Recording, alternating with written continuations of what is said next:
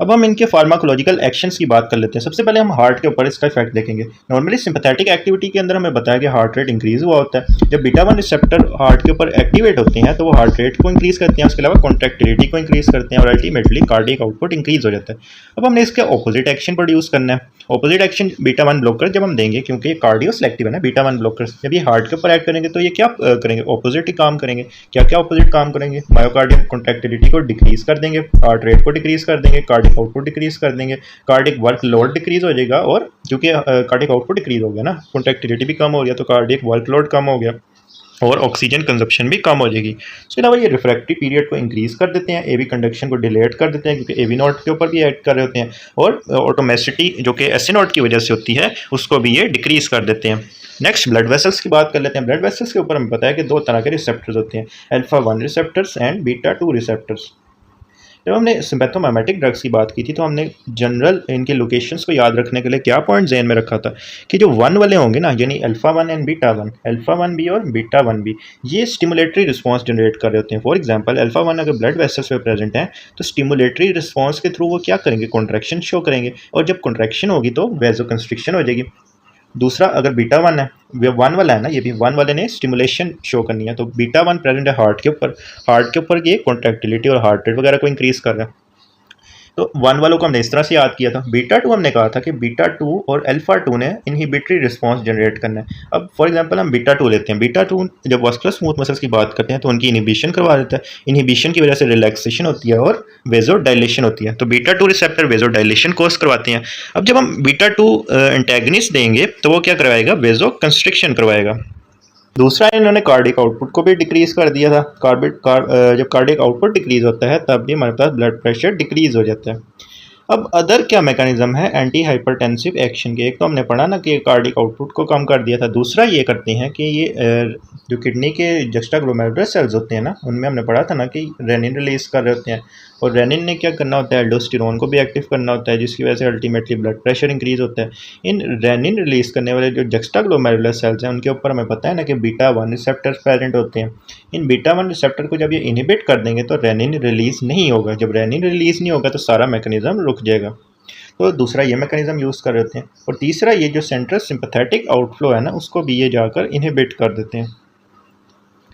Some beta blockers have additional effect for lowering blood pressure, यानी blood pressure को lower करने में कुछ एडिशनल इफेक्ट्स भी होते हैं। फॉर एग्जांपल ये पेरिफेरल वेजो डायलेशन करवाते हैं। कैसे करवाते हैं, प्रोडक्शन ऑफ नाइट्रिक ऑक्साइड की प्रोडक्शन करवा के, नाइट्रिक ऑक्साइड हमें पता है ना कि वेजो डायलेटर होता है, तो नाइट्रिक ऑक्साइड की प्रोडक्शन करवा कर ये वेजो डायलेशन करवाते हैं, और जब वेजो डायलेशन होती है तो हमें पता है कि ब्लड प्रेशर डिक्रीज हो जाता है। दूसरा, ये एक्टिवेशन ऑफ बीटा 2 रिसेप्टर्स करवाते हैं। अब जब बीटा 2 रिसेप्टर्स एक्टिव होंगे, और जब बीटा 2 रिसेप्टर एक्टिव में होंगे तो बीटा 2 रिसेप्टर क्या होते हैं, इनहिबिटरी होते हैं, और इनहिबिटरी क्या रिस्पॉन्स जनरेट करेंगे, वेजोडाइलेशन करवाएंगे। अल्फा 1 रिसेप्टर को ब्लॉक कर देंगे, क्योंकि अल्फा 1 ने क्या करवानी होती है, वेजो कंस्ट्रिक्शन करवानी होती है। तीसरा, ये करवाते हैं ब्लॉकेज ऑफ कैल्शियम आयन, क्योंकि कैल्शियम एंट्री की वजह से ही स्मूथ मसल की कॉन्ट्रैक्शन होती है, तो कैल्शियम एंट्री को ब्लॉकेज करने वाले होते हैं। इसके अलावा रीपोलराइजेशन करवाने के लिए पोटाशियम चैनल ओपनर्स होते हैं।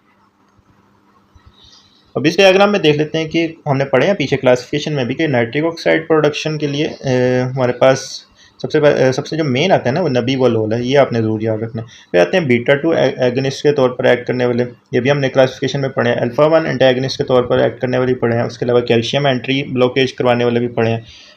फिर हमने जो पोटाशियम चैनल था उसमें हमने टिलिसोलोन भी पढ़ा था। उसके अलावा एंटीऑक्सीडेंट एक्टिविटी में हमने कार्डिलिलोल भी पढ़ा था।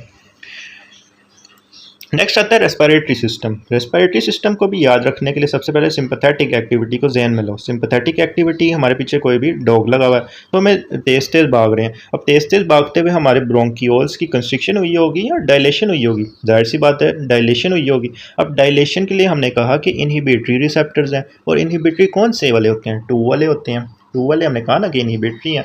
अब अल्फा 2 नहीं है, बीटा 2 ये बेसिकली यहाँ पे प्रेजेंट होते हैं। तो बीटा 2 रिसेप्टर क्या करवाते हैं, ब्रोंको डायलेशन करवाते हैं नॉर्मली सिंपैथेटिक एक्टिविटी में। अब जब हम बीटा ब्लॉकर देंगे या बीटा 2 ब्लॉकर देंगे तो वो ब्रोंको कंस्ट्रिक्शन करवा देगा। तो इस वजह से हम ये कहते हैं कि ये जो बीटा ब्लॉकर्स हैं ना, ये एजमा के पेशेंट्स में कॉन्ट्राइंडिकेटेड होते हैं। तो contraindicated in asthma.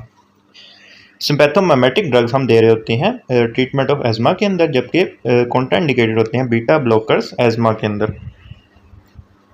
Next metabolic effects की बात कर लेते हैं। मेटाबॉलिक इफेक्ट्स में हमने कहा कि जो लिवर होता है ना, लिवर, इस लिवर के अंदर बीटा 2 रिसेप्टर्स प्रेजेंट हैं। Beta 2 receptors normally sympathetic activity के अंदर क्या करते हैं कि ये जो बीटा 2 रिसेप्टर्स है ना, ये ग्लाइकोजिनोलाइसिस को प्रमोट करते हैं। ग्लाइकोजिनोलाइसिस क्या होता है? ग्लाइकोजिन से ग्लूकोज की फॉर्मेशन को हम ग्लाइकोजिनोलाइसिस कहते हैं।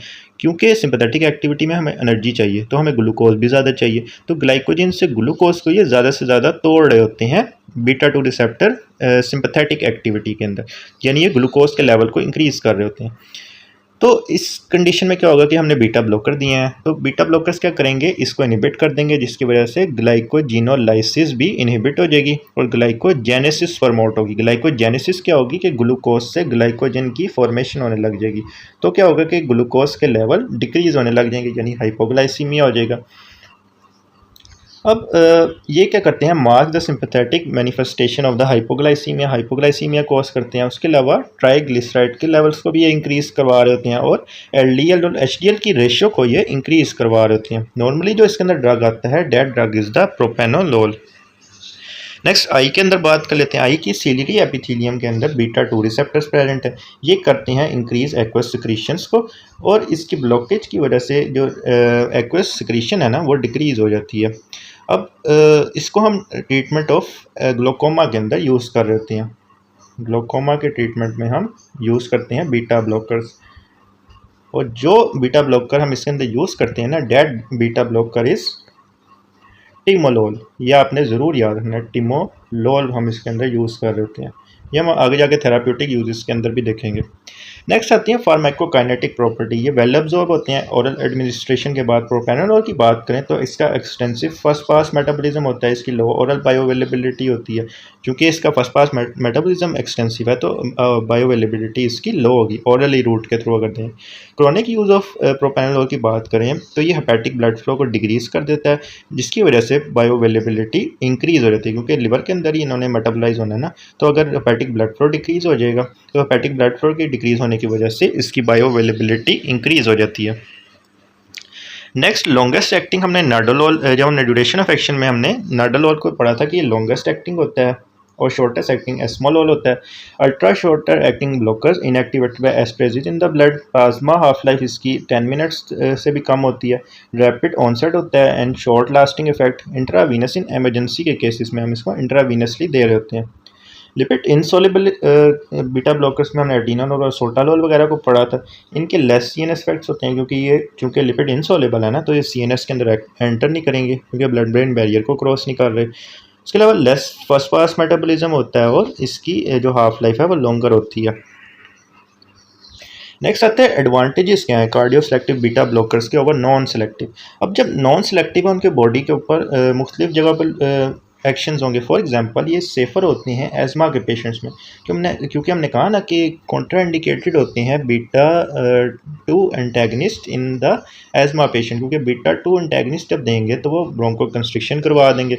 जब नॉन सेलेक्टिव ब्लॉकर दे रहे हैं, फॉर एग्जांपल प्रोपेनोलोल दे रहे हैं, उसने बीटा 1 पे भी एक्ट करना है और बीटा 2 पे भी एक्ट करना है। जब बीटा 2 जो ब्रोंकियल स्मूथ मसल्स हैं उनकी ये इनहिबिशन करवाएगा तो ब्रोंको कंस्ट्रिक्शन हो जाएगी। तो इस वजह से हम कहते हैं कि एज़मा के पेशेंट्स में ये सेफ़र होते हैं कार्डियो सेलेक्टिव बीटा ब्लॉकर्स। इसके अलावा डायबिटीज़ के पेशेंट्स में भी सेफ़र होते हैं, क्योंकि इन्होंने ग्लूकोज वगैरह के लेवल्स को जाकर डिस्टर्ब करना होता है। इसके अलावा पेरिफेरल वास्कुलर डिजीज़ में, उसके अलावा लेस, क्योंकि ब्लड वेसल्स पे भी इफेक्ट्स हैं ना इनके नॉन सेलेक्टिव से, अल्फ़ा 1 पे भी जा सकते हैं और बीटा 2 पे भी जा सकते हैं। उसके अलावा लिपिड प्रोफाइल, हमने कहा था ना कि ये HDL टू LDL रेशियो को इंक्रीज़ करवा रहे होते हैं। Less liable to impair exercise capacity. तो ये एडवांटेजेस होते हैं नॉन सेलेक्टिव कार्डियो सेलेक्टिव के ओवर नॉन सेलेक्टिव। नेक्स्ट आते हैं थेराप्यूटिक यूजेस। इनको हम डिटेल से समझने लगे हैं।